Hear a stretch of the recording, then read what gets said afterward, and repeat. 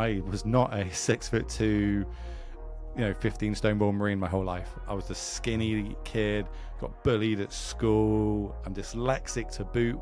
So I'm in the gym and this guy comes over to me and goes, "Oh, I heard you're joining the army." I went, yeah. He goes, "Oh, I'm joining the Royal Marines." I went, "What's the difference?" And he went, "Well, the Marines are better."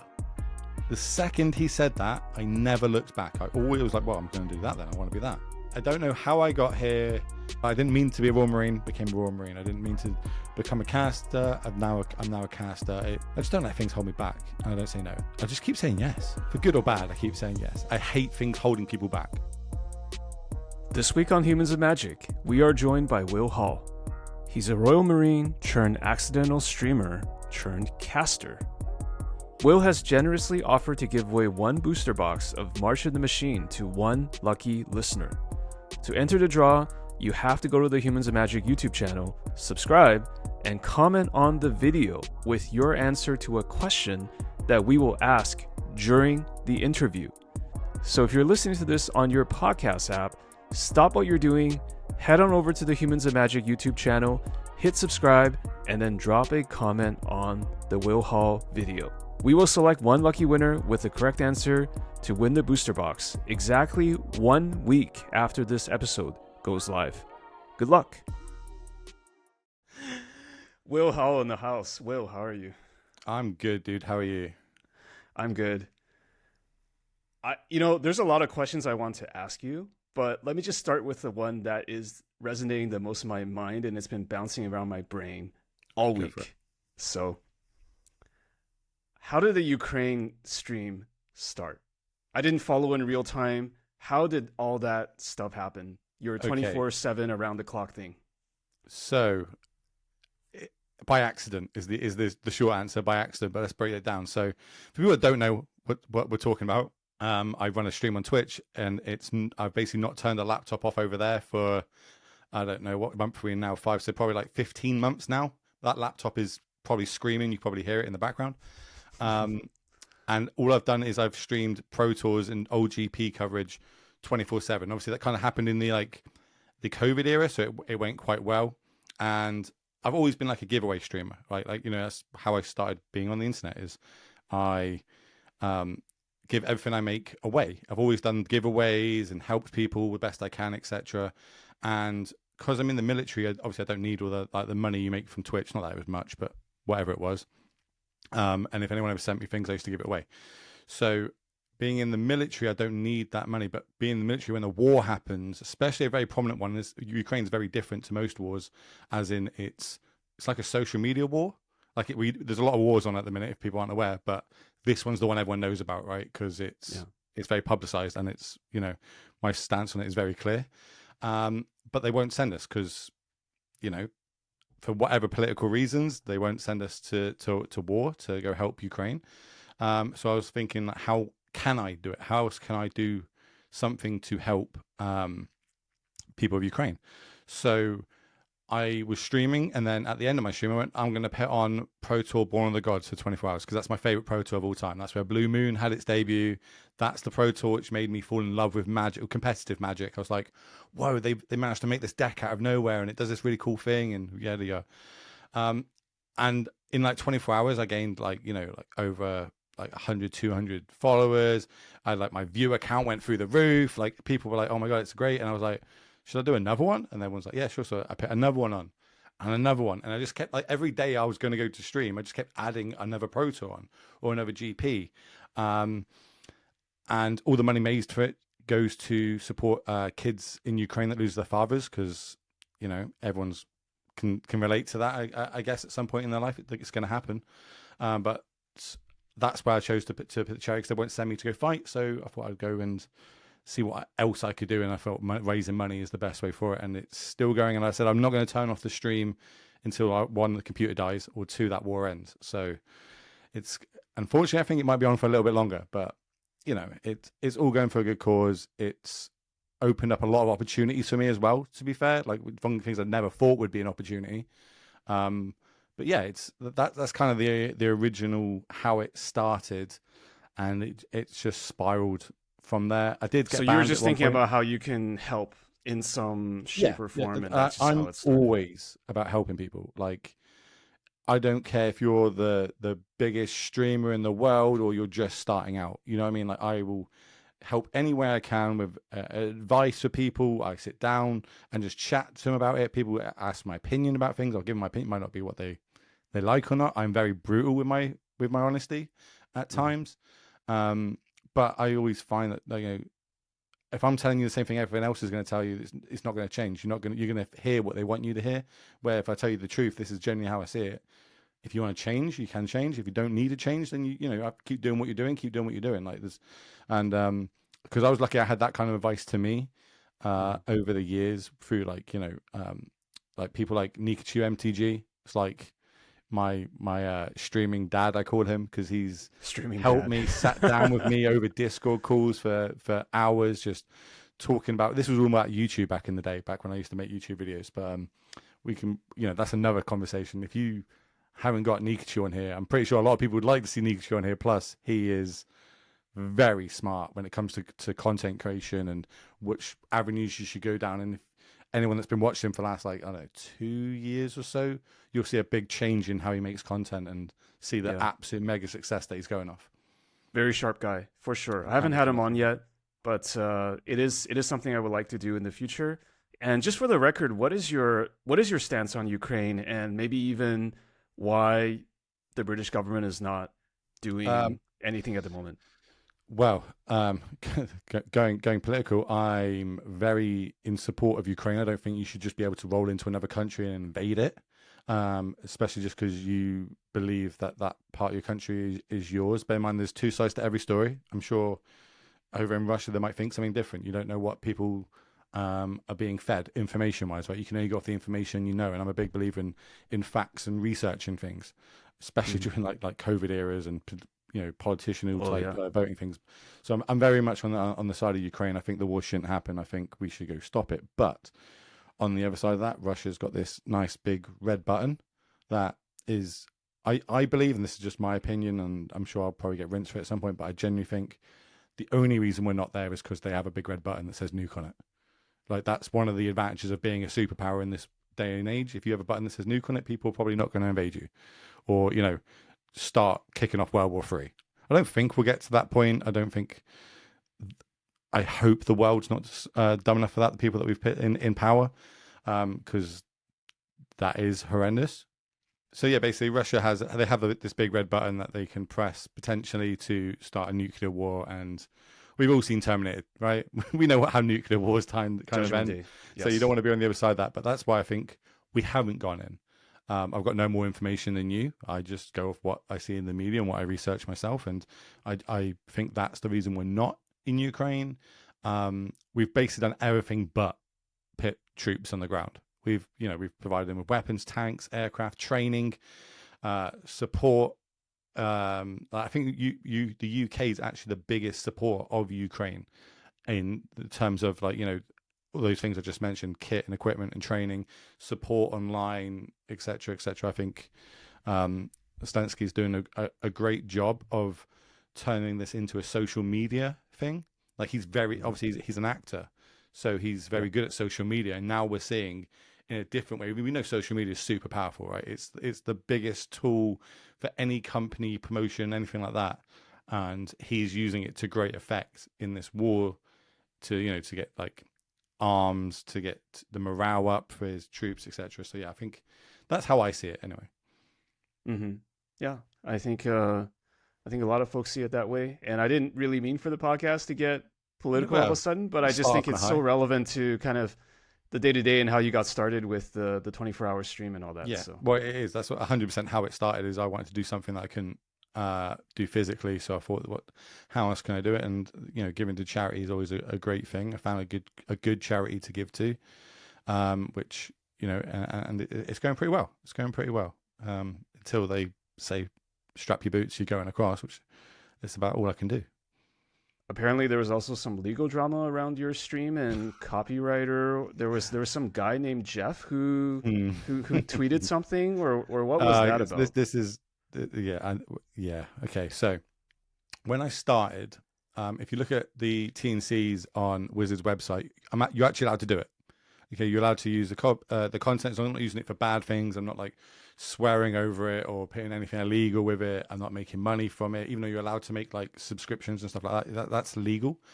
Um, I got a ban. I think someone got upset with me.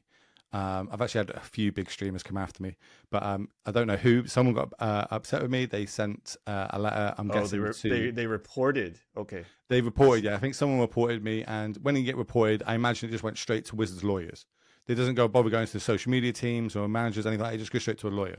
Lawyer just goes bam, slap, you're banned. You know, you stop acting, yeah, and Twitch ban you for 24 hours. No, I think it was a week actually, but that was crazy in itself. If anyone's never been banned on Twitch, everything, the whole IP gets shut off like that. Like the second you get like a message on your phone and email at the same time, and everything on Twitch stops. You can't log in. You can't watch Twitch. It's really, really crazy. It's very severe, isn't it? Yeah. Oh yeah. I was like, whoa, this is. I was just sat there watching my own stream. It's like all of a sudden the website doesn't exist to you, basically. Yeah, it was weird. So that happened. I was like, okay, cool. Maybe I'm not cool. So I messaged Wizards, and I was like, look, going off your T's and C's, your website, I think I'm entitled to be doing this. I should be doing this. I want to do this. And they went, yeah, we want you to be doing this. Why wouldn't we want me to be doing this? So they're, they gave me the rights to do it. I ended up getting a contract made with them, to let me stream Pro Tours and GPs, etc. And since then, it's all been gravy. I've had no other complaints professionally. I've had streamers come after me. I won't name them, but I've had a couple that would probably surprise you, and I've had obviously the one that you just said there, the most, I suppose, most popular one, almost. No, I'm not going to use the F word. Basically a popular. How about wanker? Came after me because they weren't happy that basically I don't think they read into the facts. I've never been a fan of them in general, just from before, because I watched their content and I saw them do something pretty bad, so I didn't like it. I've always spoke my feelings, so to speak. I wear my heart on my sleeve.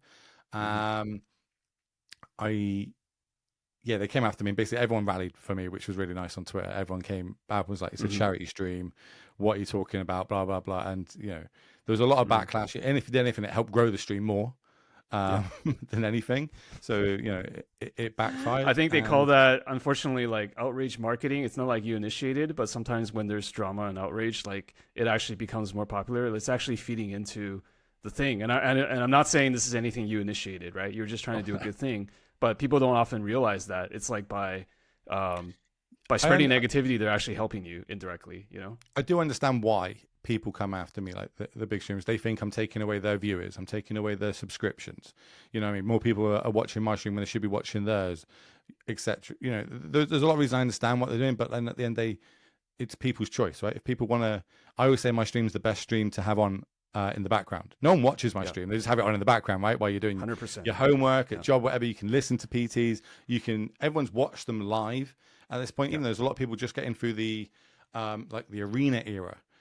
They've never seen Paper Pro Tools, especially until like recently. Obviously, we've started them this year. But they've never seen this Paper Magic before, really, especially at such a high level and high production. So they're now watching it for the first time. And you always get the bad eggs that come in and go, oh, God, I remember when yada yada top decks this card and one thing, and then we're like, no, spoilers, stop it. And they're like, it's like 5 years old. Like, yeah, but not everyone's watched it. So it's Darth good. Vader's Luke's father, all that stuff. Yeah, I think it's been a while, so it's okay. I did wear my special Star Wars jacket for people at home that aren't watching. It's a sick jacket, don't lie. I'm a big Star Wars fan. I love it. Yeah, I think is it Philippa that has been trying to get that jacket from you? That's my. It's not this jacket. It's my other jacket. She likes the. You have a collection of jackets, right? I have two like this. I got this one's my Star Wars one. I got another one which is like the Magic 30 one. Yes. And she really likes that one. And I worked Pro Tour. No, I went to Magic 30 in Vegas, the where Worlds was, and that's the first time they sold that jacket. So I went there because I won a tournament in the UK, and the prize was they'll fly you anywhere in the world to play Magic. So like Axion now is like the big one in the UK, and I won that. So I went, right, I want to go to Magic 30, so they flew me there. And I didn't actually do much there besides help Anu stream. He was obviously streaming the event, and this is the first time I met him. I spoke to him a few times, but this is the first time I actually met him in real life. And instead of actually I say enjoying Magic 30. I just helped him with his coverage, made sure he got like food and water because he's horrendous for drinking and eating while he's streaming because he's just a one man band. Mm. And then I did the beta draft. So he didn't want to do it. So I was like, "Give me your stuff. I'll stand here. I'll commentate. I'll do the beta draft." So we streamed that Keep live the as lights well. on. Yeah. But the jacket. Then this is a long story about jacket.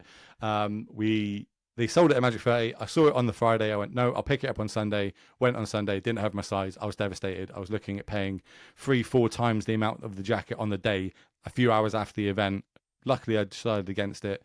I then got invited back to work on the Pro Tour Philadelphia. We got access to the merchandise stand a day before everybody else, and they had 12 jackets left from the last event before it was sold out.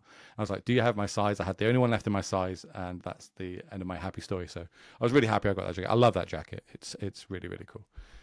That sounds like a very scarce, hard to get jacket. So I'm glad you got it in your size. Beautiful. It is beautiful.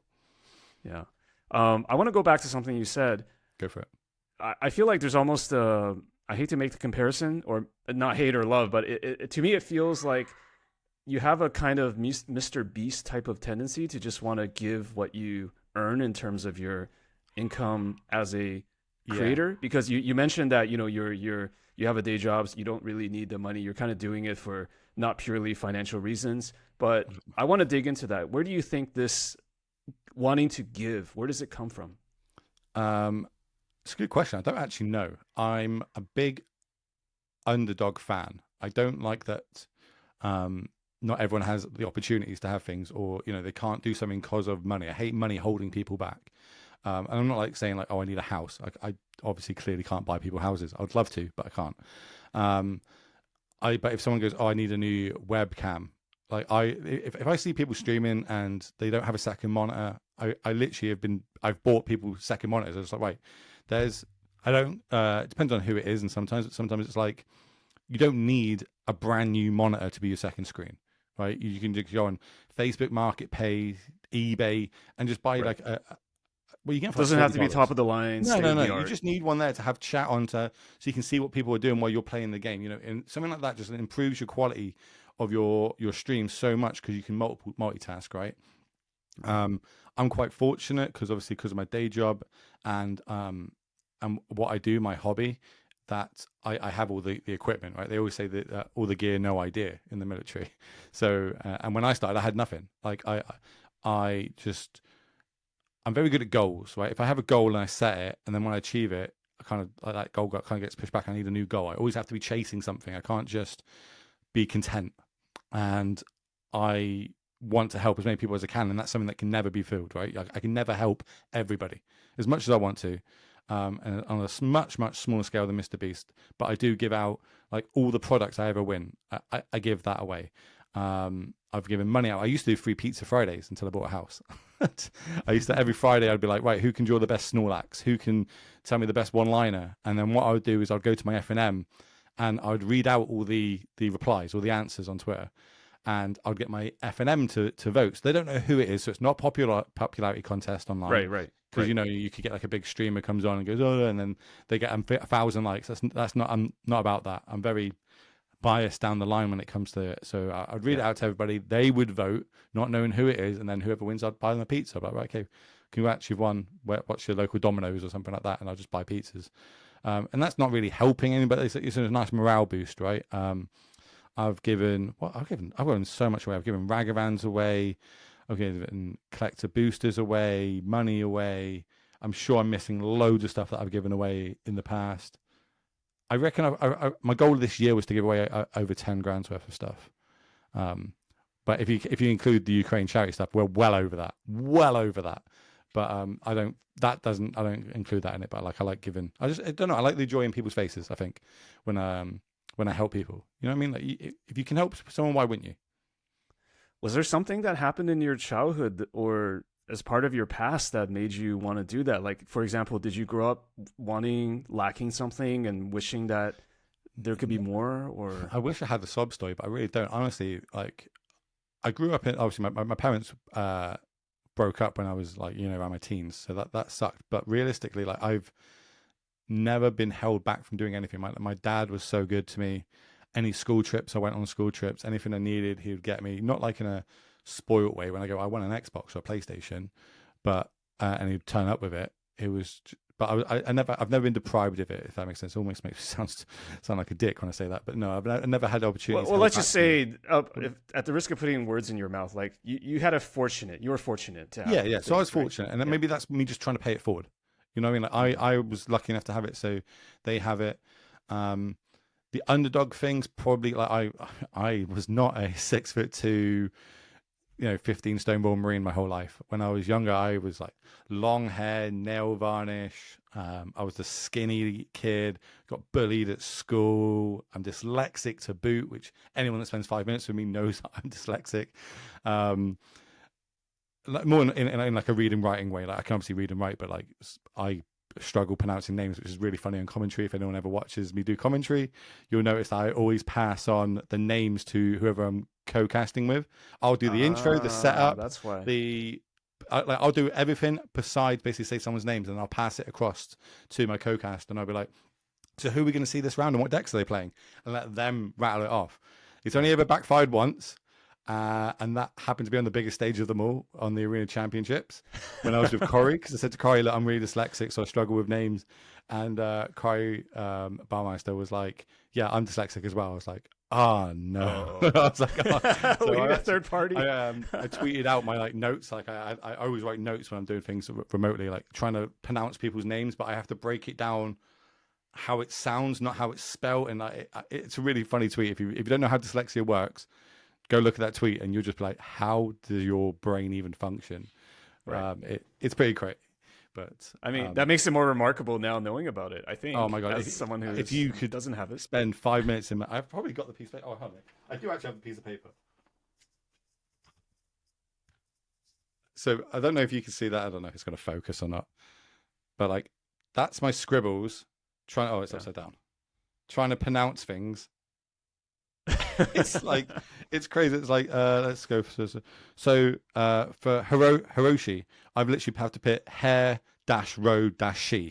Like I can't. It's like a phonetic guide. It's something that lots of people have, lots of people struggle with, and I will never let things hold me back. That's one thing. But and I think that comes from being a Marine and being super stubborn. Like to be a Marine, I had to be really stubborn because someone told me I couldn't do it. I was like, well, fuck you. And then since then, I hate things holding people back. I really want everyone to be the best that they can be. I want the best people for the best jobs. I'm not a popularity contest person. I don't want if you've got a big name and someone small, but the small name's going to put 100% effort into it and they're going to be really professional and perform, or you're going to have this big name that's going to do the bare minimum and they're just there to milk clout. I am 100% every time going to go on this side of the person that's going to work with me or for me. I'm a big believer in teamwork, basically. There's no I in team. You sound like the kind of person that gives me the vibes that you are really bothered by some sort of, or maybe all forms of injustice. Like yes, whatever type of thing is happening. Like you're the kind of person where, how there used to be I used to watch these videos on YouTube where, somebody's trying to mug somebody, like really trying to mug somebody, and it was captured on camera, and then some third party just zooms in and tries to help, and that person happens to know like BJJ or whatever, and then totally destroys the thief or whatever. But to me it seems like you're that person who's gonna always like just jump in there. It doesn't matter if it's like not your problem or there might be some physical danger. You're just gonna jump in, and you're giving me those vibes. I don't know if it's correct or not. It's happened a few times. So I stopped 2 robberies before. Back in the day when my girlfriend was working, or girlfriend at the time was working in a shop. So I used to go in the shop and see her a lot. And 2 times while I was in that shop seeing her, the shop got robbed, and I literally chased the robbers down and caught back all the stuff. Right. One was I shouldn't be laughing. It's pretty dangerous in the moment, I'm sure. Yeah. Oh, it was. So I remember one. I basically legged it out the store. Ran after this guy, but then there was a group of them outside, and they kind of like tried to make a wall to stop me as their like friend ran past them, and it's really stupid thing, but I just ran through them. Like I saw that they were trying to stop me, and I just went, "Excuse me," just knocked them clear out the way, ran, got this stuff back, give it back, and then so basically that happened twice, and then I got banned from the store because I stopped 2 of the robberies, they went, "Our insurance doesn't cover you, so you can't be in the store." So I was like, I Right. just got banned from a shop for stopping 2 robberies. Yeah. You're a And so liability, Will. the last time we did it was in Barcelona with Philippa. Uh, Obviously, you've just had her on a podcast. She's like my casting wife. I've got nothing but praise for that lady. Where we just finished a show.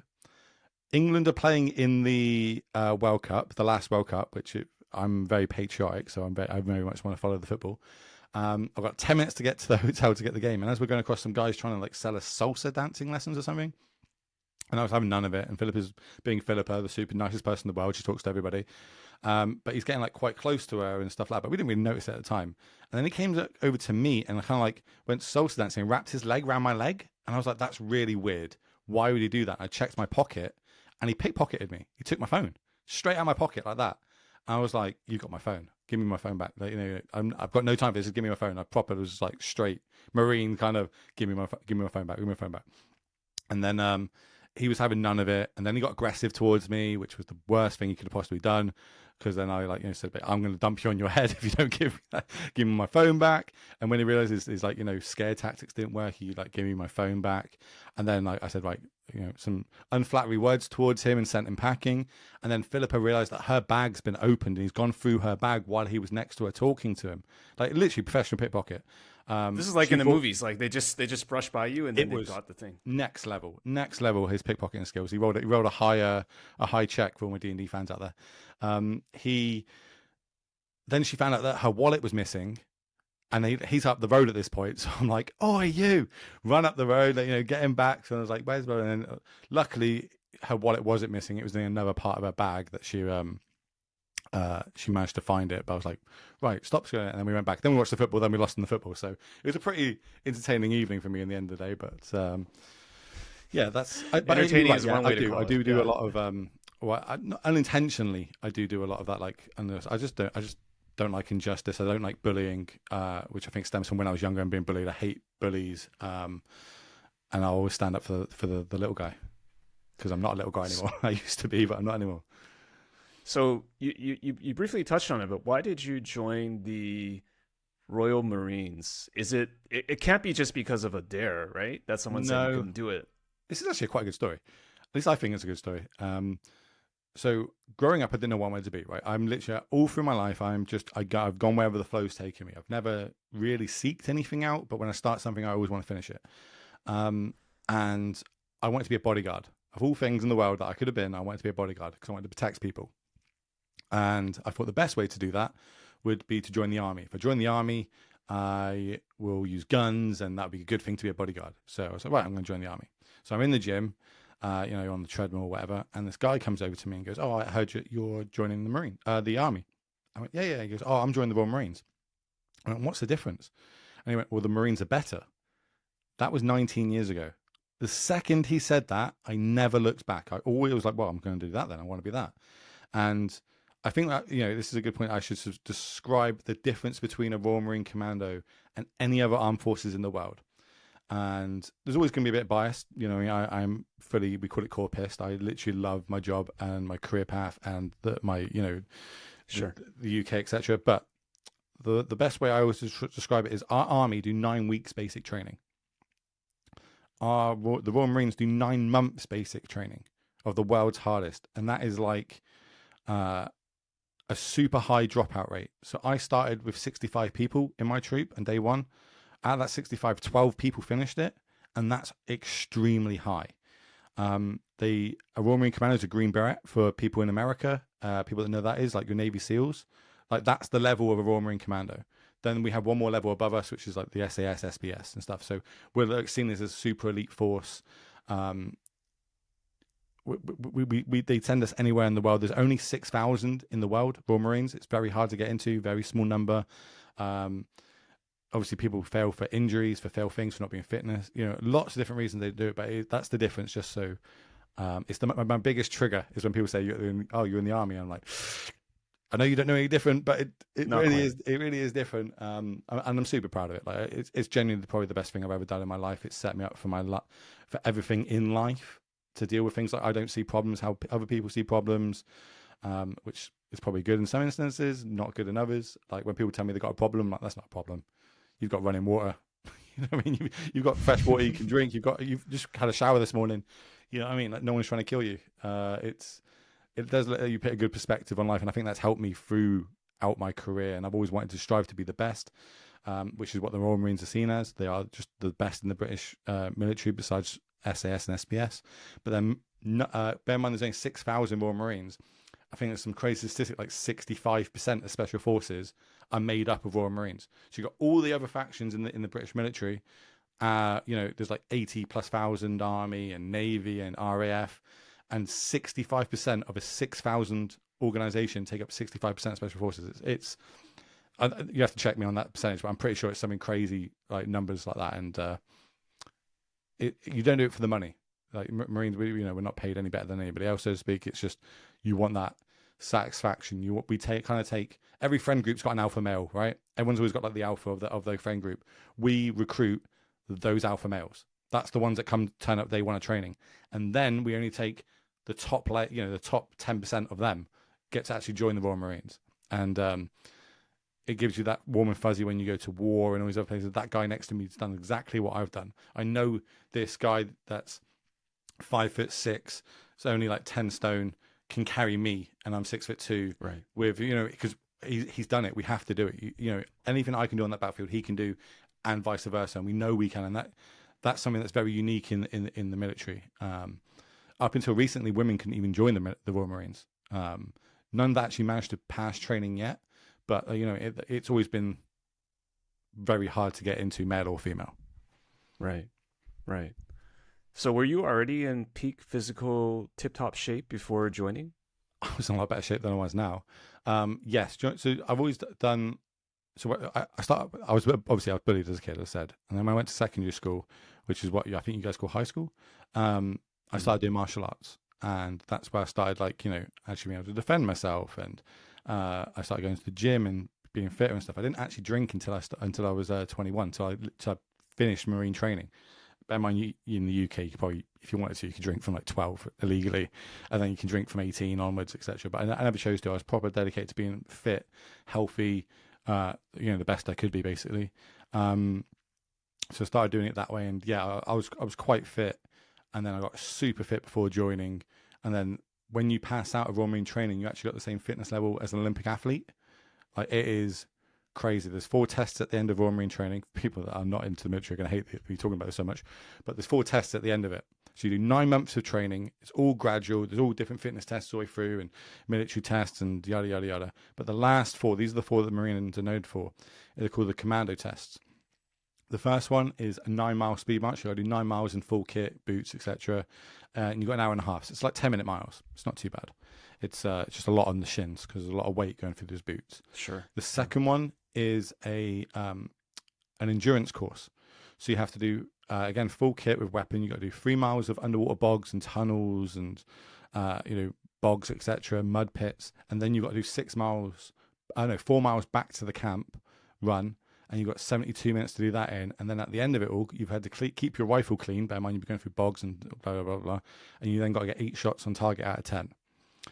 The third one is called the Tarzan Assault Course. It's an assault course 30 foot above the ground. So it's like all ropes, swings, nets and stuff. And you do that. And it ends with a 30-foot climb up a wall. You got 13 minutes to do that. That's just a hangout. By the way, if I use any military words that you don't understand, please let me know, because I do talk very Marine. Like, hangout is like exhausted. Like, you're very exhausted while you're doing it. But it's only 13 minutes, so you just grit and bear it. And the last one is you do 30 miles across Dartmoor in full kit plus. So, you got a day sec and stuff. 30 miles. 30 miles after in all 8 that. hours. Yeah, you've got to complete all these within a week. So you do the first 3, have a day off, then you do the 30 miler, and then you got 2 days, kind of recovery. And Dartmoor, for anyone that doesn't know, people in the UK are definitely going to know what Dartmoor is, but people around the world, it is a open green land area with lots of tors, so lots of like hills with rocks and stuff everywhere. The low ground's all boggy. It's always wet. Even in the hottest day of the year for like months on end, everything's dry. Dartmoor's always wet. Always, always wet. It's just really rough terrain to move across at speed with kit and equipment, and you got to do 30 miles in 8 hours, and you got to complete all them in the last week of training. If you complete them, you then get your green beret at the end of it that gets presented to you. Then you just do a week of marching smartly for when your parents come and see you pass out. Do you have any theories on the mental fortitude needed to pass these things? Because I feel like it's got to be at least half of it's got to be mental, if not more. It's how actually how like how do people? Do you think it's just obviously you passed all that? You're a Royal Marine Commando, but do you have a theory on like why some people can do it and some people cannot, despite being physically in tip-top shape or whatnot, right?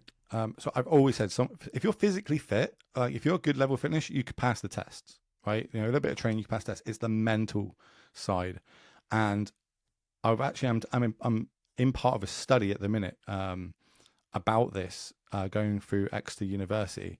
They're looking into, can you change someone's mental grit? Some people, for another word that term, can be softer than others. Some people are more mentally strong than others, and I asked the question, do we make people mentally stronger when they join Marine training, or does it just, we weed out the ones that are not mentally strong? Like they it's break kind of you like and you nature go or nurture, right? Did you always have it? And from what the people at the university were saying is no, you're born with it. Basically, trauma and things like that at a younger age can obviously impact this. If if you go through something horrendous and come out the other end okay, then yeah, it strengthens you. And I think Marine training strengthened me as well. But I also think being bullied at school strengthened me mentally, right? Being dyslexic and always struggling through my school years, like that just always getting through and fighting. I think that helped me. But yeah, I think you've got to be pretty mentally tough. The actual saying now, it's changed a few times since I've been in the Marines, but now it's a state of mind is the slogan for recruits. It's a state of mind. When I joined, it was 99.9% need not apply. And that to me was like, well, that's like a challenge to me. I'm like, wow, I want to be that 0.01%. That's harsh but accurate, right? Yeah, yes. Yeah, it is. And that literally, that's what drove me to do this. When we were going through it, and I love that saying. I'm up. They actually had to change it because not enough people were applying. So too many people thought it was hard. So they're like, oh, we've got to change it to a state of mind, which again is equally as good. I think we're all mentally strong, mentally tough. And bear in mind, my era of being in the military, we've gone to war, we've seen the bad things, we've done the bad things, and a lot of us have come out the other side. And PTSD is a big thing, right? And you can't diagnose it. And I know a lot of people that have it. I don't know too many Royal Marines that have it. I know a few. Not saying that's a thing, but they send the Royal Marines to go do the worst possible thing in the worst possible places to the worst possible people in the world, and then we've got to come back into society and be normal. So Marines were known for getting naked a lot. It's just what we do. We just get naked. That's kind of how it's embedded in us to deal with these things. Sure. There's a lot of photos of me naked around the world, and not even on OnlyFans. I should start an OnlyFans with the amount of naked photos of me that other people have taken. But that's just how we deal with it. That's how we let off steam, right? And it's seen as a bad thing. They're like, oh my god, why? But I don't know what the alternative is for my ear. Like you asked me to go to war, do all these things, see all this stuff, and you want me to come back and just be happy daisy? I don't know. And I mean, that's why I'm not sympathetic to some things when people moan at me about things. I'm like, just man up. Get over it. That's not a hard thing. Yeah. I'm a very good problem solver as well. But I think that comes with being dyslexic. I'm very good at problems and mathematical equations. I love not like I solve puzzles, but I suppose I do try to fix people's problems. Maybe that's sure. The stem root of why I give things away. Oh, that's your problem. You don't have a second monitor. Cool. Problem solving, solution. Yeah. I'm learning so much about myself. Well, we're just chatting. I mean, I'm not any kind of professional. I don't play one on the internet. I do think it's interesting that I've only had this brought up recently to myself that I can't deal with silence. It's like the worst possible thing for me. Like at night, I have to have a stream on or some sort of background music. I can't just sit in a quiet room by myself. I'll have to put music on or do something. Like I can't.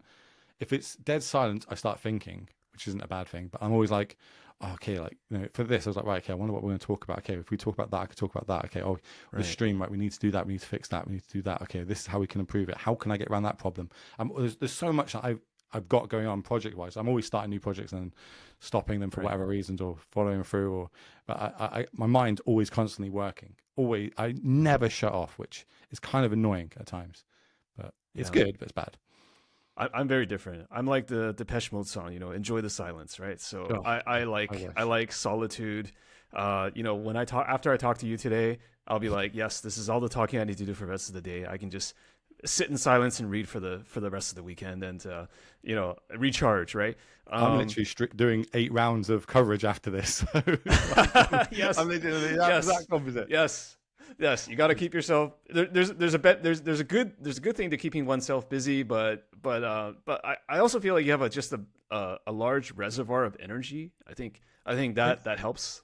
It does. I guess it does. Like, don't get me wrong, there's days that I'm just like, I've got nothing to do today. I'm gonna just chill out in bed watching, Star Wars films, or just there are days, and I always think to myself, like, if I spent those days doing more, I could get, I don't know, I'd probably have a successful YouTube channel. That's my biggest thing that I haven't done is YouTube. I used to do it, but I used to do do a stream after stream. Edit. In fact, this is quite a good grind thing, because I know you've had a lot of streamers on here and they spoke about the grind and how to do it. My grind used to be, so I used to stream for like 4 to 5 hours, do like 2 or 3 leagues on Modo. Then I would edit that stream directly after, only just like, intro, chop out the downtime bits, looking for matches, etc. Put in a few funny bits if anything came up, and then put an outro. Then I'll go to bed, but while I'm in bed, it's rendering all night. Then in the morning, when I get up in the morning, I'll then upload it to YouTube. I'll then go to the gym, then I'll go to work, and then over my lunch at work, I would do the thumbnails. I'll do all the tags for it. I'll do all the I can't remember what it's called, like the points where you can click to each game quicker for the timestamps, all that kind of thing. Thank you. I'll put all the timestamps in, etc. And then I'll finish my day at work, come home, upload, click live on the video, and then do it all again. That was literally my 24-hour period for so long, and that's good. You had quite a system down. Well, I'm very good if I'm in a routine. If I'm not in a routine, I'm terrible. I have to be in routines of things. Maybe that's a military thing, but if not, I'll just become the laziest person in the world. Like, I'll just like sit there vegetating, and it was a lot. And I always just said, like, no one's working hard on me, blah blah. But then I always got that stump that people get into, and like, well, why are things not growing how you want them to grow? And that's when Nikachu came in. We sat down, because I've always been a big Mr. Beast fan, like you said earlier. I think his content's, well, it is. There's no one next to him, right? He is the peak of content on YouTube. But there's also no one that works harder than him, based on what I know. At the start, yeah, he was right time, right place, right work ethic, does everything perfectly.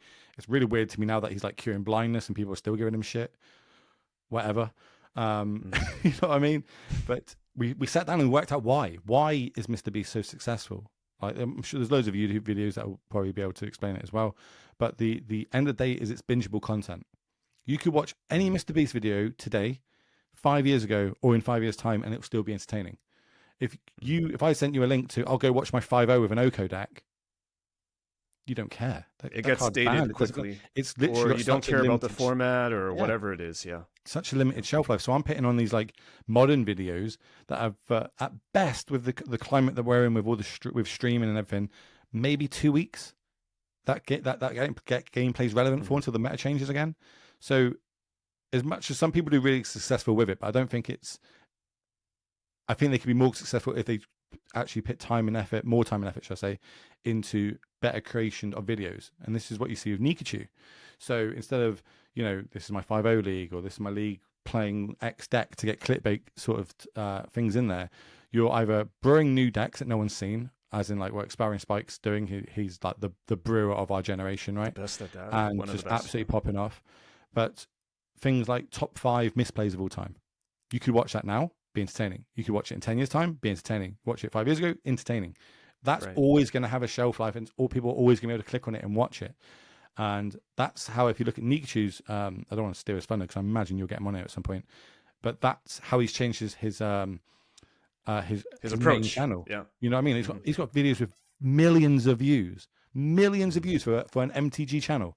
Craziness, right? And that's all just from breaking down the analytics, looking and learning from that, which I don't think enough content creators do. I think it's very easy to just take your stream and upload it. Like, and it is easy, let's be honest. It really is. If you think any sort of hard work goes into that, it doesn't. AI bots can do it now for people. But I'm not saying it's not a way to success. If that's what if people are happy with that and it gets their name out there, then it's doing what they achieved. But to give good quality content, that I think is the way forward to have sustainable content. But then that's very hard to. There's only so many top 5 videos you can do. There's only so many like punts and top 5 car one drops of all time, things that people can click on and watch. What's not out there, which I really want to do, that is part of my goal this year. It's the only goal I haven't achieved this year, actually, is my YouTube. Mainly because I haven't put a YouTube video out either, haven't started it, but I want to do Mr. Beast type videos. I've said it I've done sporadic videos here and there, but not consistent ones. And now I get to travel a lot with my job and my, my casting stuff. I think it's going to enable me to be able to do the content I want, where we've got Commander Fest coming up in London. I'm going to take a load of ghost chilies and I'm going to see what's the minimum amount I can give somebody in product to eat a ghost chili. And they'll be like, the title. They always say, look, think of your thumbnail before you make the video. So it'll be a ghost chili equals, and then it'll be like a booster, collector's booster, an EDH deck, a box, a case, whatever it's going to be. Like, because I have lots of products. You can probably see loads of. I don't even play Pokemon, and I've got loads of Pokemon in the background for people not watching. Like I just things I win at FNM or win at prizes when I go to events, etc.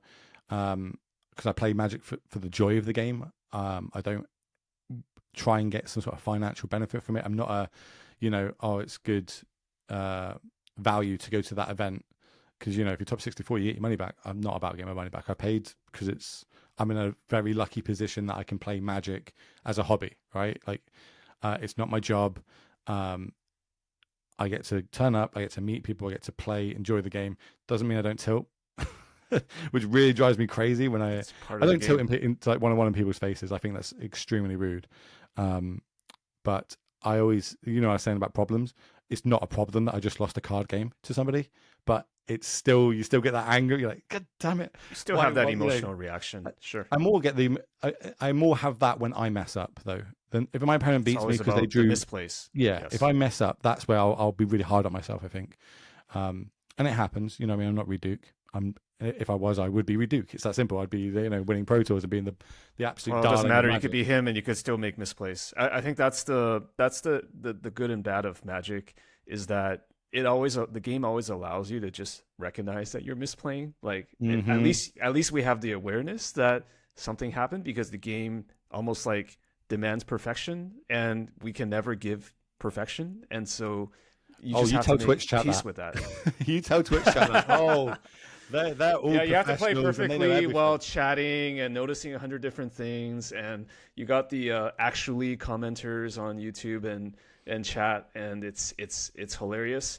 But I want to go back to something you said, which is I didn't talk to Nikachu, but I did talk to Harry MTG, who is a full-time Magic YouTuber, and quite honestly, I think one of the best at the game.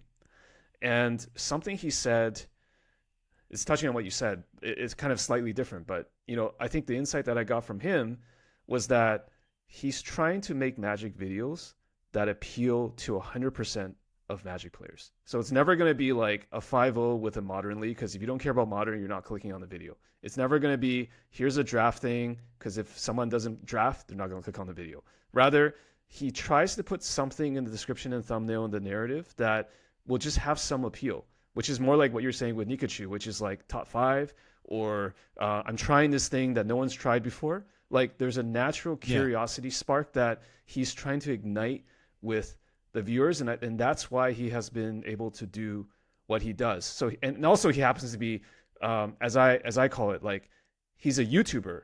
He's an actual YouTuber that just happens to make Magic content. It's not like he's a Magic player that does YouTube. It's the other way. He's grown a lot recently in content creation in YouTube. Right? Like he's found his market. He's found what he's good at. He's he's hung around with some of the best people to learn from, and his editing, you can tell now, And he is studied it, just like crazy. you said, you You've did got to with study it. Nikachu or Nikachu. Yeah, he's studying the craft, deconstructing it, like the whole 9 yards. I think, So isn't it something like you got to put like 10,000 hours into something to become an expert in it? I think mhm. that's some sort of weird saying or something else. That's Probably a that's TikTok the I've seen. saying, right? But who knows, right? But it could always be different for different things. But Yeah. I think there's a kind of intentionality and study that I can sense that just talking to Nikachu myself and you talking about Nikachu, like he's pretty much the same. Like he's a Oh, student, like I've he's got always trying to learn. Yeah. nothing but praise for the guy. Like he's always so helpful. Like me and him hang out. Like when I was in Vegas, and I got to meet him for the first time after years of speaking to him. Like we just had an absolute ball. He's no different to what he comes across in videos. Like he is just a crazy man that loves merfolk. And Yes. luckily he did really well actually in Vegas. He managed to win his modern stuff and go to the beta draft, and Mm, he got some nice money there as well. But yeah, I got nothing but good time for him. mm. But then there's a load of people that helped me through the way. Just in general, in my, like I say, magic career. I don't really have a career in magic, but my magic career. Um, Don't be modest. You do have a magic well, career. I don't. It's a hobby.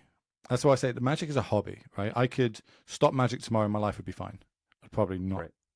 be, uh, as people wouldn't message me or talk to me at random events, but and that's kind of an advantage I have, I think, as in I'm not relying on clicks, I'm not relying on views, I'm not relying on gigs to do. Hmm. I do it all for the love of this game. Genuinely give it all for the love of this game. Hmm. I love meeting people. I love seeing the competitive side of it. I don't play EDH. Like that's one thing I'm not into. Me I neither. I So like we're in the competitive no formats. EDH club, so we're good. Yeah. I don't know. I own 4 EDH. I've got like over behind me somewhere. There's like the 40K I mean, foil deck. I played EDH, but I prefer the 60 card or Yeah, the yeah. I competitive want formats. to. I think it's just the driving me. I want to beat my opponent. You know what I mean? I want to win. I love winning. That is Mm. the joy. And I always say this about casting because obviously I got into that recently. Is playing and winning is better than casting. Playing and losing, casting's better. Like if I'm playing and I'm winning, sick. I want to keep doing this. But if I'm if I casting, it's better than when I'm losing. And I'm sure we're going to go. This might be a good point to go into the casting gig. Is I never know when my next job's going to be being a caster. Right, it could stop today, and I'll never get Mhm. a chance to ever do it again. And as much as that would suck for me because I have goals in it, that I can always go back to being a Magic player. And bear in mind, right now, there's never been a better time to qualify for the Pro Tour, which I love seeing people qualify for Pro Tours. I love seeing my friends and commentating on their stuff. I love that side of it. But there is a little bit of me that's like, damn, man, you should be playing. You've got like this is the best chance at the minute, especially in Europe, to get to the Pro Tour, to get to Worlds. Like this, it's never been easier because of COVID. Like because we've now got this reboot. Um, there's a lot more opportunities until they fill the Pro Tour to what the numbers that they want. Well, what is your casting story? How did you get your feet into the pool, so to speak? I never seeked it. Let's put it that way. So people don't know I do a lot of casting for the Legacy European Tour, which is the event organizers for all of Europe, and they put the RCs on for Europe and LECs. Basically, they're like big 2-day PPTQs basically, but they have a lot of money thrown at them, flights, invites, etc., etc. They did the first one back since COVID. That was the first like big paper event in Europe, and they streamed it. So I watched the stream, and being nice, it wasn't good. Um, there was a lot that needed. It looked very amateurish. Let's put it that way. Okay, it looked like the people didn't know what they were doing. No disrespect to the casters or anything like that. I think that their first language wasn't English, so it was quite hard watching for being an Englishman. I just speak no other languages, and I just sent them an email and was like, look, the stream I think was good, but I think you could do it better. I think you need like bigger dice, play mats, camera angle, like really simple things. As an observer, this is things that I would watch because I've done a lot of viewing of Pro Tours in my time, especially in more recent years. So I think I've got a good understanding of what visually you want to be looking at as a viewer looking at content. Um, And I just sent that email. I didn't think anything would ever come of it. I just thought, I'd give my 2 pence. No one asked for it. And then they replied saying, well, do you want to come and be a caster at the next event? And I was like, that's not what I said, but I never say no. Which is maybe why I've got to where I've got, is I literally never say no to anybody. I said, yeah, sure. So we turned up, and this was me, Harry, and Philippa at the time. We turned up in Copenhagen. I was a bit nervous about it, and I don't really get nervous. Bear in mind, when people start shooting at you in other countries, like, nerves for a card game is not really a thing. But I was a bit like nervous about it, so I reached out. This to is still the unknown for you. Sure, yeah, very unknown. I never planned to ever do this in my life, but I thought it was a cool opportunity, so I thought I'd give it a go. So I was reaching out to different people I know. Like, I'm good friends with Eduardo. I can never pronounce his name. I'm obviously not that good of friends with him, but Eduardo Squashquin, Canadian. He lives in Canada. Like, I know whom you mean. Yes, he's got like 16 nationalities or something crazy. But like, me and him grew, in my very early days when I was just getting into Magic, and I was like falling in love with the game when I was playing like Mono Red Devotion, like not even a deck, you know what I mean, like a brewed my own deck sort of thing. But he was like obviously at the time a full on grinder, GP winner, Pro Tour top 8er. I used to travel with him quite a lot because when he lived in England, we lived near quite close. So I would always do the driving and he'd do the winning. Make it that way, everyone. But I know he did commentary before for Wizards, so I said, look, do you mind helping me? Like, can you teach me a little bit about commentating? I think obviously I can talk about games, that's easy, but I don't know the rules, I don't know what you should and shouldn't do, etc. And he really helped me straight off the bat. The difference between play-by-play and expert. I had no idea of it. But now I watch content, I'm like, oh my God, it's so obvious, that's what it is. But people watching now still don't understand that. Quickly, for people who don't know, play-by-play is like the host almost. Like, your job is to let everybody at home know what's going on. Like, they could not be looking at the screen and still know what is going on because you're describing the cards that are being played, you're doing the intros, what are people playing for, deck lists, tournament structure, everything like that. That's your job to try and get across to everybody at home. You'll do 60% of the talking. Also, your job is to set up the expert, which is normally you work in pairs, and your expert, their job is to give their expert opinion. Normally, in the legacy of events, it's kind of like a Hall of Famer. The Hall of Famers or Pro Tour winners, etc., they're going to have a good understanding of the format. So, yes, I might know the answer to the question I'm about to ask them, but people at home might not know. So I might go, well, why have they left 2 blue mana open when they could be playing a Ragavan?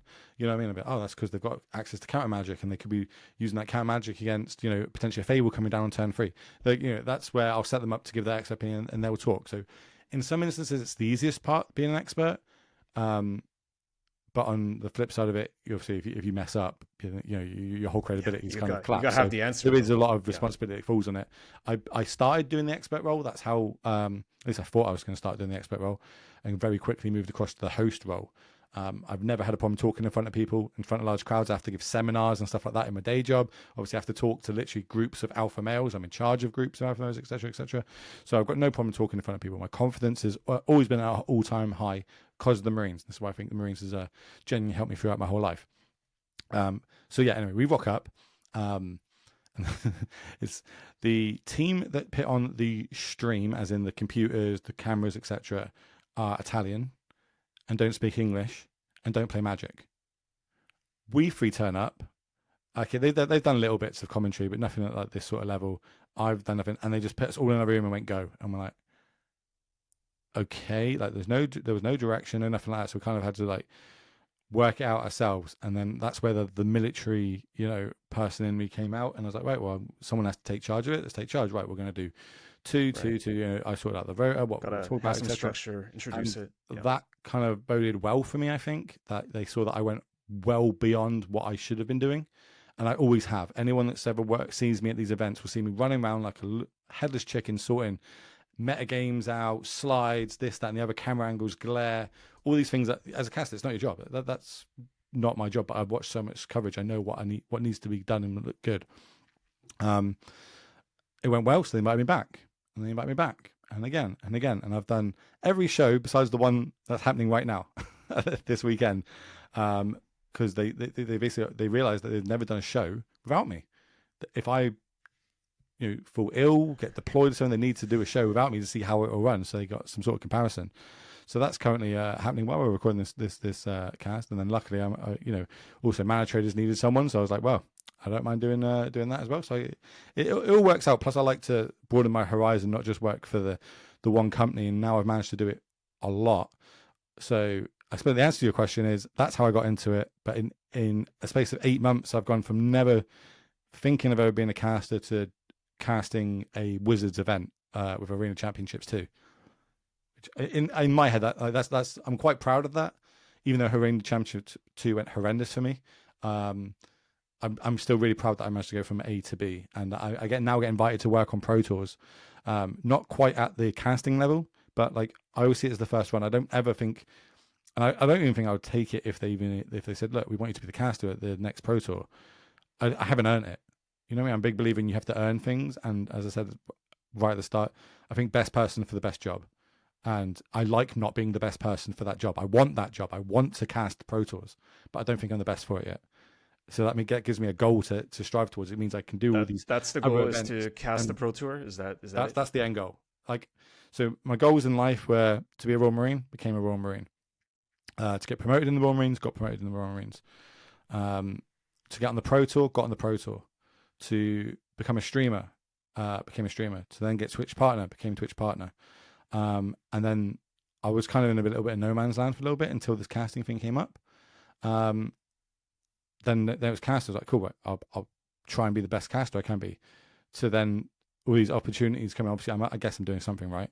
I was offered other opportunities to cast, and then now I'm able to go work on the Pro Tour, see all the behind the scenes, learn from literally the best, like Corey and Marshall and Paul. Like they're all so good. Like literally, I fanboyed so hard at the Pro Tour that I worked at.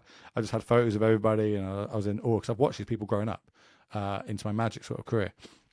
But my goal, my end goal, is to cast at Pro Tour. That is it. I say 10 years time. I think that's a reasonable goal to try and hit in that time. Also, there's however many casters there are in the world, let alone how many people want to be casters, future casters, and there's only like 7 jobs on the Pro Tour to cast.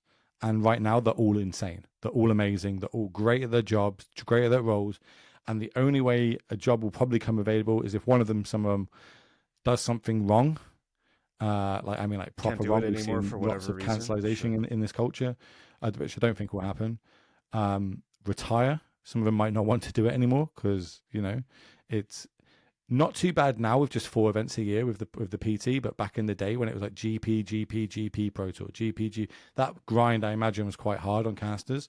So I my goal is 4 years. Wrong, 10 years. 10 years I want to be casting a Pro Tour.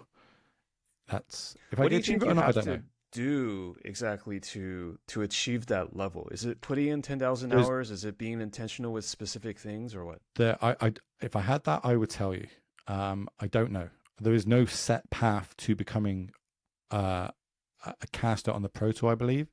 I think it's just, and this is my opinion, and no one's ever given me any inside information or anything like that, but I'm just going to keep doing what I do. I'm trying to get better at what I do. I'm going to try and get as many casting jobs as I possibly can. So every single time I can learn something from that last casting job. So I'm always trying to improve. Right? Everyone's always improving at everything they do.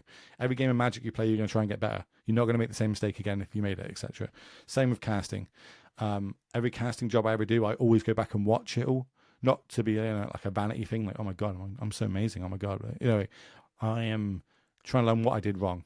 For legacy stuff, I do a lot of the production side of things, even though I'm not employed to do that, but I do. So I'll look at things like the amount of downtime, the playmat angles, like real small things that people just take for granted. Like I'll analyze everything and I'm like, right, that's what needs to improve. Some things are in my power to improve, as in me personally, how I commentate. Other things on like certain tours, I can't. I just put in, this is what I think should get requested. This is how I would improve it. That's the solution. And if they choose to do it or not, that's up to them. I don't have power of certain things, but I'm always trying to improve. And I think if I keep going, keep doing what I'm doing, I hope one day I'll get a knock or an email going, yeah, Will, thingy's dropped out or not doing it, or you've been selected to do the PT. So yeah, that's how I'm choosing to go about trying to get on the Pro Tour, is doing what I do more and better. and I've managed to line up a few more jobs. I'm going to Italy next weekend to do the biggest legacy tournaments. When I say Legacy European Tour and Legacy Four Seasons, the Legacy European Tour is the company that puts on events for Pioneer, Standard, and Modern. That's the RC one. Next weekend, it's actual Legacy format.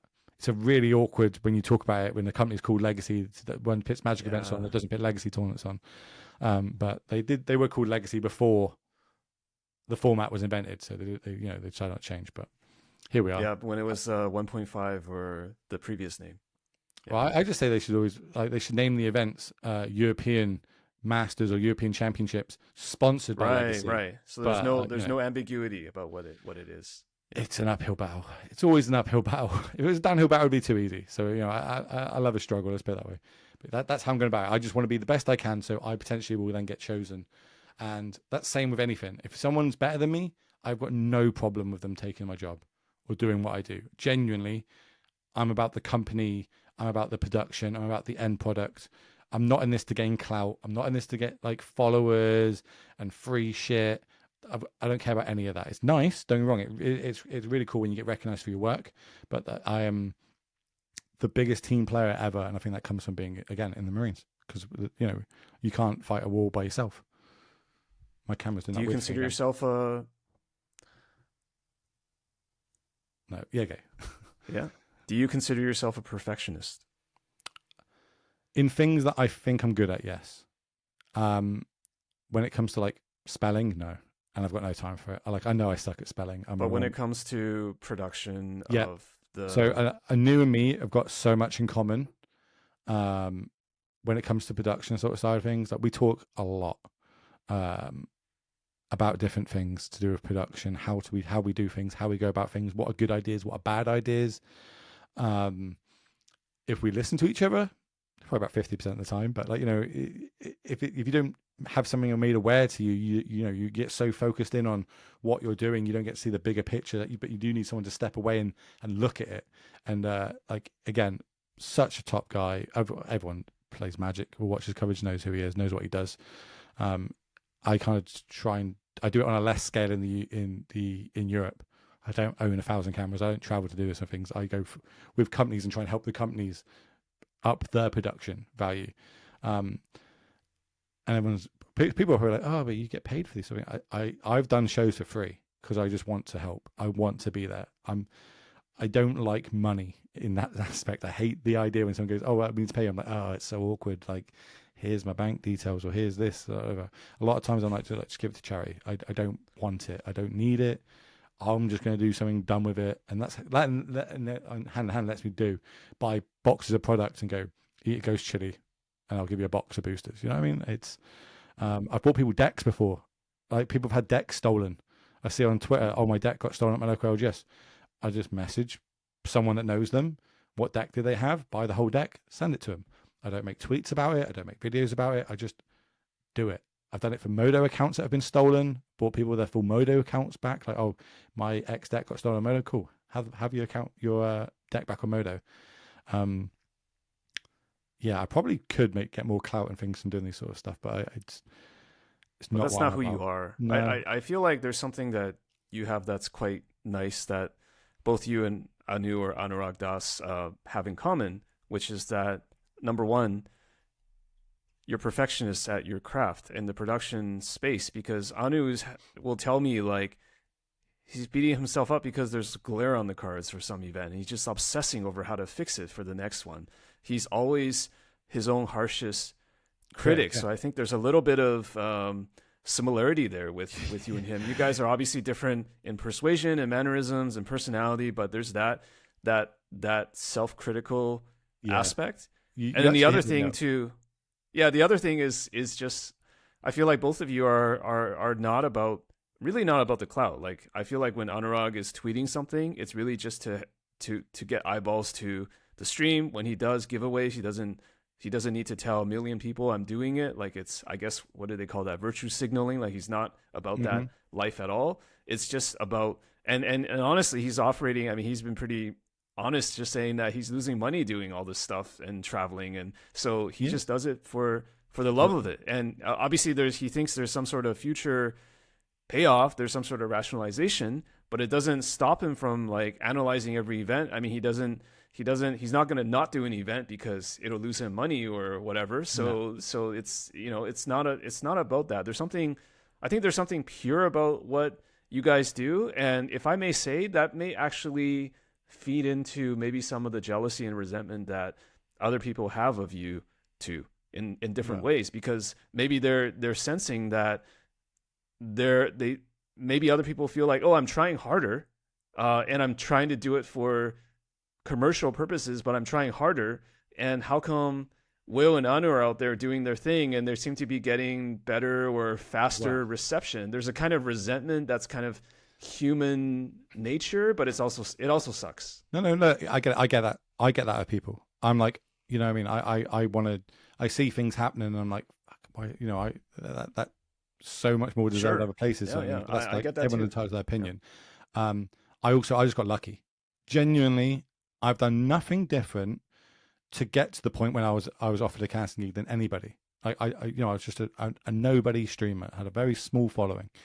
Um, I just got given the opportunity, never said no, and gave it literally 110%. I went above and beyond, and I've always done that in everything I ever do, and it just paid off. And the grind is real, right? If you're in your content career, that grind is horrendous. Most content creators don't start off with being a content creator. You've got a day job that you probably don't like, or you do like, but you don't have enough, and it eats into most of your time, or it makes you tired, and you come home and I could go watch a film, or I could edit a video, or I could stream. If you want to take content creating seriously in any aspect, you have to treat it as a job. It's that simple. Like if you want to be a streamer, you want to stream like and I found this out the hard way. So when I became a streamer, I built my computer from scratch. That was my first goal. Right, I'm going to become a streamer. I've gotten the Pro Tour. What now? I want to be a streamer. I got a computer, got all the parts, built my own computer, learned how to build my own computer for YouTube videos. Then I learned how to build the graphics, the overlays, all that stuff, how to go live, bit rates, learn it all from YouTube, hours of study and that sort of thing. Then went live, but I was only doing it like once a week, like on a Thursday. Like, it's just like I go live and like your three friends come in the chat and give you shit. Um, and then that's it. And then like the next week do it again, and there's like hardly any growth. And you're always like plugging it to things like, oh mate, do us a favor, follow this channel. You know what I mean? Like that does no good for you. You want people that are going to interact with you, watch you. It's great having numbers, but if they're not doing anything, what's the point? You know what I mean? You don't get any other benefit in content creation for it. And then I was getting to the point where I was like, maybe it's not the game. Maybe I should be going. So I actually jumped to Hearthstone for a little bit, thinking like, oh, that's really popular online. Yeah, blah blah blah. So I went to Hearthstone, made nationals in 2 months. Don't want to brag, but I chose not to play in those nationals. I went to play the 25th anniversary team RCQ and came ninth, which is really bitter. Really stings when we still came ninth. Bittersweet. Yeah. Because it could have been that Pro Tour. It was sick. Anyway, so I was thinking that there's something wrong with everything else but what I was doing. I was always pointing the blame at other places. But then I just realized it's me. I'm not putting the time in. I'm not treating it like something that you should if you want it to grow. So I started having a schedule. So between, 5 and 9, that's when I'll be streaming every day at my time. Because people like consistency, right? If they go to wherever they are in the world. So when I used to start streaming, people were just going to work, or it was their lunch on the East Coast. They were just going to work on the West Coast. So they get to work and they put on the stream and they know that Will's going to be there. And they enjoyed what they've seen. Obviously, the people didn't watch me too much from a gameplay coverage, more for my probably entertainment value because I give giveaways and I'm very into dick jokes or whatever. Not PC in the slightest. Consistency is the key. When people know where to find you at what times, they will tune in. If you're not there one day, you might get away with it, but consistency is the key. Bear in mind, I started the same time Spike started. And I remember Spike when he was like 20 viewers. You know what I mean? And back then, and I have to give him a shout out, he's changed his name since I think to Chief, but Squad Chief back in the day. Like one of my friends now, we chat a lot, but he was like one of the big streamers. It was kind of the era of, it was him. What's the other one? Doesn't stream anymore. Can't remember his name. That's how much I understand. But there's like 3 big streamers basically of MTGO, because I stream MTGO, and like he was the first person to give me my first big raid. and like actually helped me interact with me, kind of brought his audience to my audience. And then when that happened, that's when I started taking it more seriously, kind of around the same sort of time, because streamers notice other streamers, right? Like, oh, okay, I've seen him or I've played against him, and they start giving you raids, and that's how you start growing. So I started treating it like a day job. So I'd have my day job, and then in the evenings I would have my other job, and I did that grind for years, literally years. When I was, well, which we spoke about earlier, when I just do the 24 hours of stream, edit, upload, work, stream it. I didn't mind that grind. I liked being in a pattern. I cannot remember what your question was, but that's a big ass answer to whatever it was. No, this is great. This is all about conversation, anyways. I forgot what my question was, but I think this is really relatable. Just about the consistency of doing the content. I want to say, like, I've never really done full-time streaming, but I definitely respect the grind and the hustle. And I had my own little breakthrough about a year ago. So what happened, like, I've been doing this podcast, just audio version. I think I started 6 years ago, but it was incredibly stop and start, off and on. Like, when I got a nice guest like LSV or like John Finko, I'd be excited. I'd be, oh man, okay, let's do a podcast now. Some big names. I got them scheduled. I was like, because originally this was a bucket list project. It was really just like the people that I really wanted to talk to, let's make it into a podcast, right? But it was very inconsistent, right? I go like 2 months without an episode. I go 2 weeks, and then 2 months, and then there's no continuity. And last year I just decided, I think it was already like year 5 of the podcast, and I already felt like, if I'm being honest, I interviewed most of the people, the names that I wanted to when I started out, because I basically sought out those names, and I was fortunate a lot of them said yes. But last year I was just like, you know what? Let's just stop dicking around, right? Like, if I'm going to do this, I can't just be half-assing it. I can't just be like whenever I feel like it. And I got into YouTube. I should have gone to YouTube like 5 years ago, but I guess what's the saying? Like the best time was yesterday. The second best time is now. So there's no use lamenting. You should start on YouTube. If anyone wants to be a Twitch streamer, just start on YouTube. Start everything on YouTube, and then use that as your main platform. And exactly the whole multiplexing strategy, like, repurposing the content, all that stuff. Especially when you're a streamer and you're on Twitch, and Twitch has like zero discoverability. Like, it's very important. Like, even if you stream for 5 hours on Twitch, people have to be watching you in those 5 hours. Yes. What about the other 19 hours of a day? And that's the good thing about YouTube, is that they can watch you wherever they are in the world, at whatever time in the world, whenever they want. And once it gets going, like, you can start. I mean, I know you're saying that's not your goal, but like, you can make an income as a YouTuber even when you're asleep, because like the gears are churning. Like, you can your videos will still be watched. Like, Nikaju's videos will be watched like 5 years from now, especially if you try to make them timeless and classic. Like, there's still value there. YouTube is like really like an archive or a library of like what's going on in your mind. I think that's really good. Whereas like Twitch is really more ephemeral. It's just like it's there for a moment in time, and that's it. It was Twitch. It was good through COVID for me. Like, people struggled through COVID, right? Because they couldn't see their friends. Oh yeah. It was excellent for community really building. And there's definitely pros and cons. I'm just saying that if you're smart about it, if I was smart about it, I would be like trying to dabble in different things. And then of course, I'm still not a regular Twitch streamer. I'm trying to be a YouTuber in terms of doing a video version of this, but I just kind of realized, like, you really need to have consistency and intentionality. You can't create excuses for yourself. Because I remember when I first started learning thumbnails, and my friend Julian Knob told me, like, James, your thumbnails suck. The first thing I did was I got very defensive. Like, oh, well, I'm not trained on this, right? But then I started looking to myself, I was just like, yeah, I need to improve on this, because if I'm doing it, I might as well try to improve, right? That's why I say about criticism, right? That's why, like, me and Anu, like, we give each other, so like with the glare sort of thing, like it's the biggest bugbear is glare, right? As a viewer, and when you're in certain venues, the lights are different, and yada yada yada. So yeah, being able to take criticism is very big, or feedback. Absolutely. But it's constructive feedback. I do have 2 questions randomly though, just as we go back. One, I want to know, who was the first person you ever interviewed? It was Jarvis Yu, who is a legacy player. Yeah, I know Jarvis. I think it was like we were in a group chat, and I just said I wanted to do a podcast of interview people, and Jarvis is just kind enough to just say, like, you should just do it right now, and I'll help you. Like we can jump on the mic. It was absolutely terrible. I mean, I was terrible, not him. And it was just, of course, you're always terrible when you first start doing something, at least Yeah. in my experience. So Jarvis was the first person I had. Yeah, it really started out just me interviewing legacy friends, people, because like Julian and Jarvis, because legacy's always been my favorite format. It used to be like there used to be a very heavy legacy agenda, but I kind of branched out now because I kind of realized, obviously, that legacy Niche audience, right?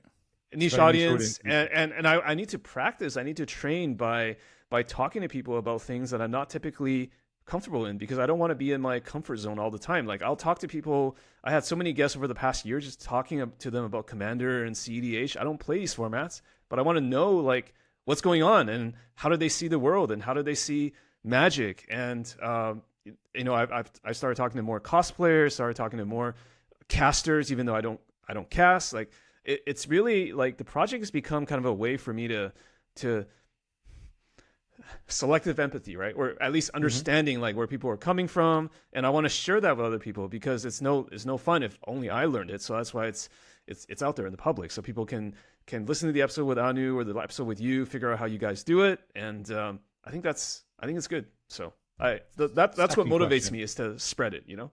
Yeah. What's your end goal? My end goal is, oh man, it's gonna sound really non-humble saying it. I want to be humble. Your content. I want to be one of the best interviewers out there, not just for Magic. I feel like I'm already up there in terms of Magic. You want to do it for like, I want a wider audience? I want a wider audience. I want to figure out how to expand, because I've been grinding this thing. I just want to get better as an interviewer, and I feel like I might need to, and I've been public about this. I've been saying like I might need to go outside of the Magic space. Like Magic is a kind of a space where I can talk to really interesting people like yourself, but I feel like I need to go outside of that. I need to talk to more people, because I need to satisfy my curiosity in other ways than just talking to people who happen to play Magic. And do you have a plan to do that? Or is it just you're going to go generic growth, how it goes? Because I was you and giving you advice, not that you should take any from me ever, but I would be like, you should move on to other TCGs, because you've got a TCG audience, right? And the chances that Magic people that watch your content are going to watch people in Yu-Gi-Oh, Pokemon, Flesh and Blood, One Piece, all these, you know, there's that new Disney one coming out. If you move to, that's another way to move in, that you can still keep your same audience while moving into a different one and growing more audiences. And the other side, I would pit you on, like, why there's interviewers on Pro Tours at big level events. Why could you not be an interviewer? You literally do it already. You've shown you can do it. I would love to. Like that's actually one of my dreams, is literally to be the just not the play-by-play, just the person interviewing the people and really getting into the stories and stuff. That's what Cedric Phillips does now. Cedric just interviews the winners. He interviews people during the game. There's an, I don't know if it's your end goal, but that's like a high level of doing it, and you know that again, it opens more doors. So I'm always interested to see people's goals and what they do, mainly because then I can go like, how can I help you achieve your goal? So I appreciate you asking and potentially helping. I think that it is kind of a dream to interview people on the Pro Tour, but in a way, I see the Pro Tour format, the interview format, and I feel like it's constraining too. So like I actually rather have a kind of vehicle like this where I can really, really talk to people about, like, for an hour or 2 hours about things, whereas the soundbite kind of thing is more like kind of TV style, and I don't think I would get as much fulfillment like doing kind of man on the street or like person Pro Tour. I have like 5 minutes with this person. I feel like I need to develop it a little bit more. Like the conversation thing is what really draws me. But you're right, like the TCGs thing, I've definitely thought about like going across, because I feel like also for commentary and different roles like that is what you guys think about as well, right? Like can I cast other TCGs? Can I take these portable skills? The other thing that is kind of on my mind is that I recently interviewed this is really interesting, like a professional athlete, like a professional basketball player that happens to play Magic. And I bloody love basketball and sports and the business of sports. And if there was a way that I can interview just people more about mindset and performance, which is why I went into all that stuff with you about the the Royal Commando stuff, because that is absolutely fascinating to me. Like those are the types of interviews that I consume. Actually, is mindset, performance, right? So that is something that I'm always trying to do with Humans of Magic. Like especially like I'll put it this way, Will. I think I'm doing a mix of guests on Humans of Magic. The people that are like the influencers, the EDH people, they kind of get a wider audience. So I feel like it's a way to like get people in the door. But the ones that really resonate with me, that really like tickles my fancy, is like when I talk to Pro Tour players, when I talk to Reed Duke, when I talk to Jean-Emmanuel Deprat, right? I had an episode with him. So Like those are not going to be the most listened to ones, but the whole like top tier elite I was about to say, performance mindset. so you strive for perfection. Like you want to talk to people I that am have a achieved spike, that and or come very close to it.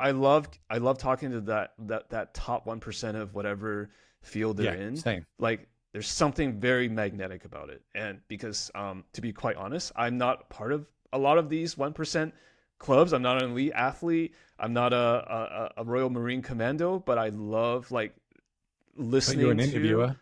from yeah, I love Do you know what I listening mean? to Like like if the best of anyone's the now, best do it, you know. So if anyone goes, okay, right, have you uh, listened to an interview? You're going to be in that conversation, right? I genuinely can't think of anybody else right now that interviews people like in Magic. I'm sure lots of people do it, and I'm sure, but like you're the one that comes up to mind. So you, in your own aspect, you're in that 1%, and that's you can't be 1% of everything. It's impossible. I've tried. impossible. I hate not being the best at things that I'm into, but like I always want to try. I'm not saying I'm the best like at anything, or I still consider myself at like a very mediocre caster. I broke it down, and I think this is where being dyslexic that you have to step away, and I have to break down every little piece to understand how something works, and then I can put it back together in my own way, kind of like how I do with words. You know what I mean? Like I'll break it up and I'll put it back together in my own way, and that's how I talk. And I think that gives you a real big advantage of content creating because you cover a lot of the different aspects of it. Same with being in the military. I need to be the best and understand how we do section attacks, how we do troop attacks, target indication, fire, all these sort of things that all come together. I need to break it down in my own way and then rebuild it. And I think it's helped me a lot. But it's good. I find that incredibly admirable. Like just going back to that experience you have or you currently have, I think there's something super marvelous about being with a whole bunch of brothers or band of brothers or however you call them, where you know that you're the best of the best and you went through that qualification. And so, like, maybe it's like being on an elite sports team, right? It's like, everybody's at a certain level. So you know that they're not going to fumble the ball when you give it to them. You know that they have a certain mindset. You know they've been through the same things you have, if not tougher. And so there's that instant trust that just like you can't like I feel it sometimes when I'm like working with certain colleagues where it's like, okay, maybe this may be a kind of a bad example, but like it's a little bit like you know to enter this company you needed these qualifications so that when you do get the offer and you sign with the company, these people went through the same rigorous process, that they were hired hopefully because of some merit or objective criteria, and so there's a certain level of competency that it's just like there's an unspoken alignment, right? Yeah. And there's something marvelous about that. And I feel like the world is getting on my soapbox. The world has gone a little bit away from that, where it's like, yeah, everybody's fine. Everybody's great. And it's not like that. The world does not operate on this sort of like purely like everybody gets medals kind of ideal. That's just not how the world works. Or you can pretend that's how it works, but that's not how it works. And no, I would rather much live in a world where I have to work at being a good podcaster. I have to work at being a good YouTuber. And I think a lot of these results are actually fairly meritocratic. So if I don't get the results, I'm always looking to see like, what am I doing wrong first? I'm not trying to say like, oh man, I just got unlucky. Like, yes, I need to get lucky, but you need to also have hard work so you can be in a position to get lucky, as they say. Yes, that's what I mean. That's my worldview, honestly, and that's how I feel. So no, I'm with you. I hate second place like medals and stuff, and the world isn't pink and fluffy. I promise you, I've seen a lot of it. I've seen a lot of the bad side of it. Like, I think, and I've said, I'm just like a record here, me going over and over it, is I do think working hard creates opportunities, and you just got to be ready for that opportunity. You know what I mean? It might not come for another 10 years, but you got to be ready for it. Like, I'm not just going to go, take it easy and just do mediocre casting. Like, I'll just try and coast for a couple until, and then maybe that's the one that someone at Wizards sees. Like that, they look at, okay, well, okay, he's been doing it for a while. Let's see how he's, and they tune in, and I'm having like a lackluster day, which awkwardly is what happened on Arena Championships. I think I was so ill that day. It was in a bad place. I hid it from I think everybody. you're very hard on yourself. I think you're very hard on yourself. I was shaking in between rounds. I was like I was proper going down, but like, it's the biggest opportunity in my casting career to do. So I couldn't say no to it. In hindsight, but saying it only happened literally the day before, so it's not like I knew it was coming. So I couldn't give warning. But look, I'm probably ill. I don't think I should do it. Can you replace me? It was like morning of, just woke up like shaking. I was like, oh my god, I was drugged out my absolute face. Like, I took everything I possibly could. I still put like a good show, and like that's where I really learned, or my ego basically got knocked sideways when I worked with Corey. I think I'm good at casting. Jesus Christ, that guy is next Corey is level.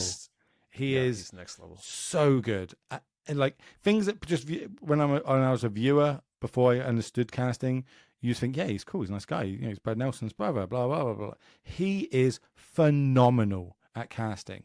Like the little bits that he does, the way he steers things, picks things up, draws conversation to certain topics. He's so good at it. Marshall's also extremely well. Everyone on the Pro Tour is really good at it, right? That is the cream of the crop.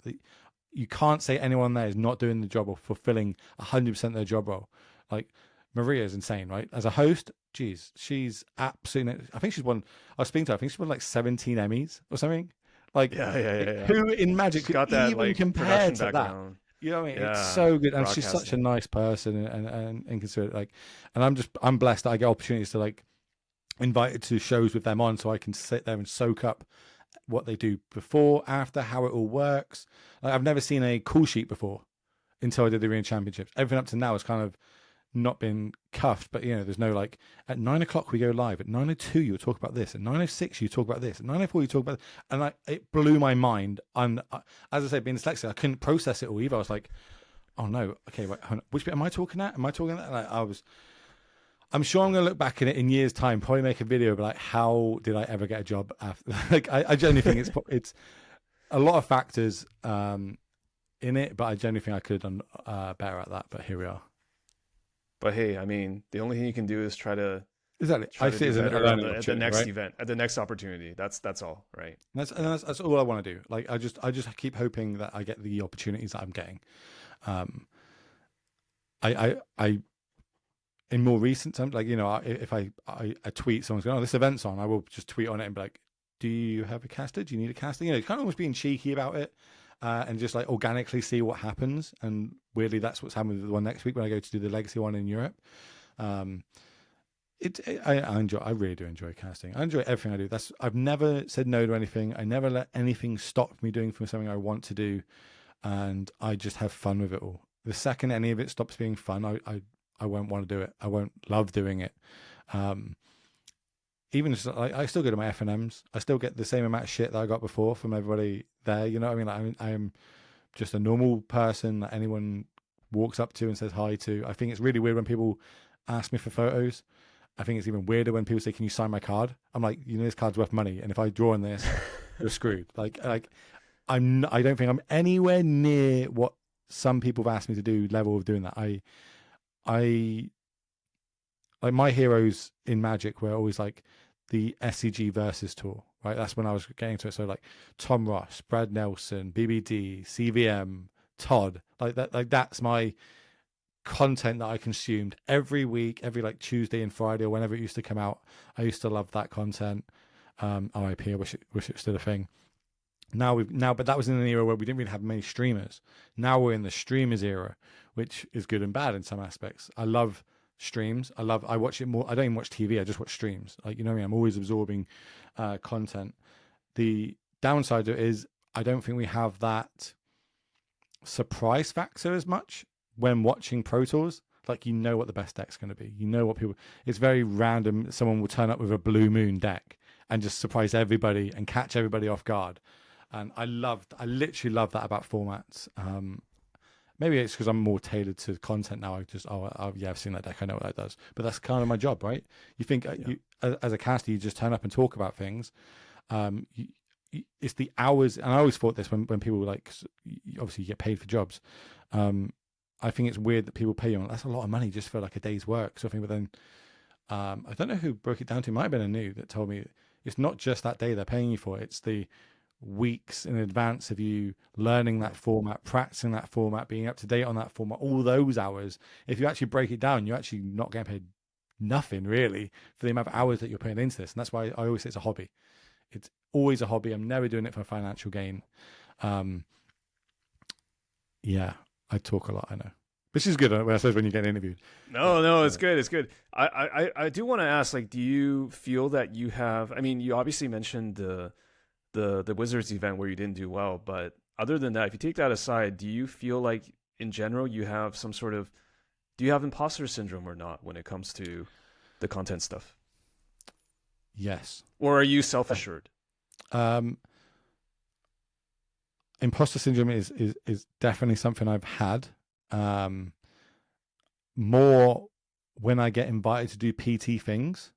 Like so at the minute, like I do like the hand holding. So I like read the players' hands. So I'm that guy stood over with an iPad looking at the the feature match, going, okay, they've drawn that, they've played that, etc. And I think that's the first run to getting a caster's job. You know what I mean? Like I think you need to do your dues before you get to wherever you're going to go. And I do have imposter syndrome when I got invited to do arena championships too. Jesus, like I almost couldn't believe it. Like I was like this. I didn't think I was ready for the role. If that makes sense. I thought, whoa, there's so many better people that could do this. And I took it in my grasp. I was probably way too hard on myself for that event leading up to it. Not after watching it, I'm like, geez, obviously there's a lot I could work on, but like I was very under prepared for it, I guess, is what, not as in like I knew the format, I knew how to cast, but I've never knew or seen a call sheet before. That really threw me through one. The having to pronounce players' names from all around the world correctly. I can pronounce names how I think they're said, but like correctly, that's like a big thing that Wizards like kind of was honing on. So there was a lot of added pressure to that, and I really felt it with imposter syndrome. When it comes to like the legacy European stuff, no, like.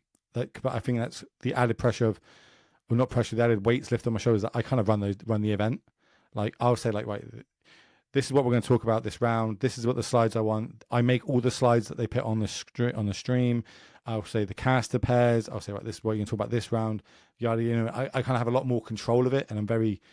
I like being in control is another thing. We haven't touched on that, and we're probably going to run out of time by the time we do. But I like being in control of things. I think it's very hard for me to step back, but I think it's because I do so much. I like working. I really enjoy my hobbies. I love working. I love trying to improve it. But when it's like I can't improve a Wizard show besides turning up and doing my commentary, so I work as best I can on that. But I was like, do you want me to help put up tables? Do you want me to put the chairs away? You know what I mean? Like play. I'm always trying to do something and help everybody. Yes, imposter syndrome. I have it at big shows, smaller shows, not so much. I think I'm a benefit to the smaller shows. I think I can bring value to them. The bigger shows, I'm not sure I can bring value to it yet. But I would challenge you. Also, not that you need my advice, but just a different perspective. I would challenge you to think of it like there was no freaking way that you would have had to read a call sheet or have to pronounce people's names properly until you do it. Like it's similar to like you join the Royal Marines and you never had to run 50 miles with gear because no one asked you to do it and it was never required. So how could it be imposter syndrome or I'm not ready for it if you literally never had to do that in any shape or form? No one ever told you you had to do that. I get where you're coming from, but like I say, almost critic, right? Like I know what you're saying. And it's same like I say we joined the Royal Marines. Like this does make me sound like a dick, but like I never did my own ironing before joining the Royal Marines. And they teach you how to iron because everyone has to be ironed perfectly.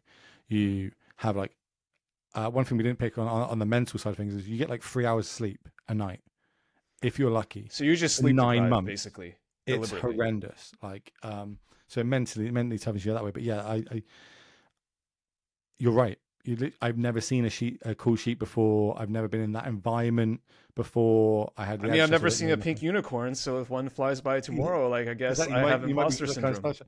Like, I'm sure don't know, Corey was amazing. I was paired with Corey, and I'm like going back and forth talking with him, and he's like so reassuring. He's like you wouldn't get to be at this point if you didn't even think you were ready. You know, you've done the hard work now, etc. He was so cool and sound with it all, and I've got nothing but praise to that guy and thanks for him being him, because I don't think he's just going out his way to do that for me. I think that's just him. He is just one of the nicest He people in strikes Magic. me as just a genuine nice person. He really is. He really is. And like there's multiple people throughout the Magic career that have done things for me, but in the more recent year, it's been Corey, right? Like he's super nice, supportive, helps me out, and he's such a good role model. Like I literally, there's no way to improve as a caster besides casting or watching coverage. So I watch coverage to learn from it more than like learning the format or whatever. It's just like learning, okay, that's how they opened that time.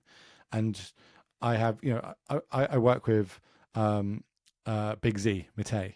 Like, Mate, again, yes, I had him on the podcast. Yes, Big such Z. a cool guy, right? And the thing is, he's very much like So cool. one of the lads to me. Like, there's people that I get on with, and then there's lads. Like, he'll give me shit if I do something nice on Twitter to someone. Like, I go, I don't know, oh my god, that's such a cool video, and he knows I'm just saying it to to be nice. He'll be like, you're such a kiss ass. Like, he'll literally call me out for my bullshit like all the time.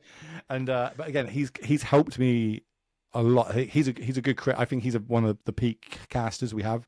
I love Mate, especially in the expert role. Also work ethic, always turns up to work, no ego, great guy, cultured as well. Man, that guy cultured. But he's helped me grow as a caster so much. Even just recently, something I can't talk about because it's not happened yet, but something's happened, and I thought, okay, there's an opportunity here that I would love. And he just said, you need to practice if you want it. I was like, oh shit, okay, yeah. And he went, I went, okay, well, how would you go about it? And he went, and it was a casting gig. You'd have 10 different openings. If you try and think of 10 different openings for an event, because it made me realize that I kind of do generically the same opening every time. And I was like, oh, so I've been trying to work on different openings, and it's actually really hard to make 10 openings that are different enough. Like, you can say hello, hi, but it's different to what subjects or directions you take it in, what order you do things in. And he really made me think. So I've got so much praise to that guy helping me out. I do have to say thanks to Frank Carston as well. Since I started doing the legacy things, this is a weird conversation for me, by the way. I was a nobody a year ago, and now I'm talking about having conversations with Matei and Frank and Paul Chion. Inside the caster studio with Will Hall. That's the imposter syndrome, where I'm like, I'm fanboying over these people a year ago, and now I'm literally talking face to face with them, probably fanboying to their face. But like, it's good though, because you're displaying, you're showing gratitude. I mean, it's not like, God, I'm awesome now. It's actually like I have a lot to learn. You spent like over an hour with me now, man. I'm just a really big geek that happened to do one of the most manly jobs in the world. That's all it is. Like just, I don't know how I got here. Potentially, I didn't mean to be a Royal Marine, became a Royal Marine. I didn't mean to become a caster. I'm now a caster. It's a good Life's role. strange like that, man. I could die tomorrow and I'll die happy. Life is interesting and strange. Oh, yeah. It is. It really, really is. And I just don't let things hold me back. I don't say no. That's my thing. I've said it multiple times. I just keep saying yes. That's what it is. For good or bad, I keep saying yes. And I try and find the good in everything that I can. I think that's, I try just be a good person. It's not hard. It really isn't hard to be a good person. Just be nice to people. If you see someone fall over, go and pick them up. Say yes to everything and give all your stuff away. Live like just basically, if you give all your stuff away, it's all easy. And say yes. You know what I mean? We should give something away for this. We should say like on YouTube you can tell who's followed you, right? Or you can tell your month's worth of subscribers. I don't know. Leave a comment if you want to enter the draw. I don't know what it is. I'm pretty well. Okay, yeah, okay. So let's think of a question. What could say that someone's Okay, what is the length of Royal Marine training? Okay, whoever pits however many months that is in your comments will randomly pick somebody, and Yes. we'll buy them a If box. you made it this far in the Yeah. video, leave a comment with the length of Royal Marine training. But isn't that easy to doctor though? Google it, Because if yeah. someone sees another comment that like they'll just be like, "Those post the same comment." Actually, if you Google it, it'll say something slightly different. The reason I say 9 months is because I've included the holidays that you have during it. So if they Google it, they might actually have one number, but if they listen to this, they'll say the number I said. But if someone's got that, whoever in your comments says it right, I'll buy one person randomly will get picked, and I'll buy you a box. But make sure I've got some way of contacting you. I don't know how I'll contact you. You might have to contact them for me, but we'll. Okay. I'll buy I someone a box appreciate in the that. comments. Wow, this is cool. This is the first time we're giving away something Is it? in this podcast. Yeah, Oh, yeah. I've gone on definitely. other people's streams and given away stuff and just say, hey, I'll give away something if you subscribe. Oh to, yeah, definitely. to the We'll podcast. find we'll sort some sort of box out to give you, like an actual box. I'm not just gonna send you a box of like feet pictures or something, like an actual box of boosters. You know what I mean? Like it's wherever it is, and we'll get in contact with you, and we'll All right, sort that out. I appreciate that. Yes. No, So if you're absolutely. listening, please let us know what is the actual training duration period, and we'll try to sure. I've said it multiple comment and times. we'll, And how we'll many put that months? in. Yeah, we'll put you in the into the draw to win a box of TBD set, right? Whatever, Yeah, but and it's you have it's to a be a magic subscriber. set. If you're not subscribed, you don't win. It's that simple. Right? You have to be a subscriber and you have to have commented. I appreciate that. This is maybe the coolest interview I ever had. It's just kind of winning all these places. That's what I was like. I've just got to beat a new. I can't have a new. You said you've been twice now. I need to. Here's get that this is the alpha male competitive part. It's like you gotta surpass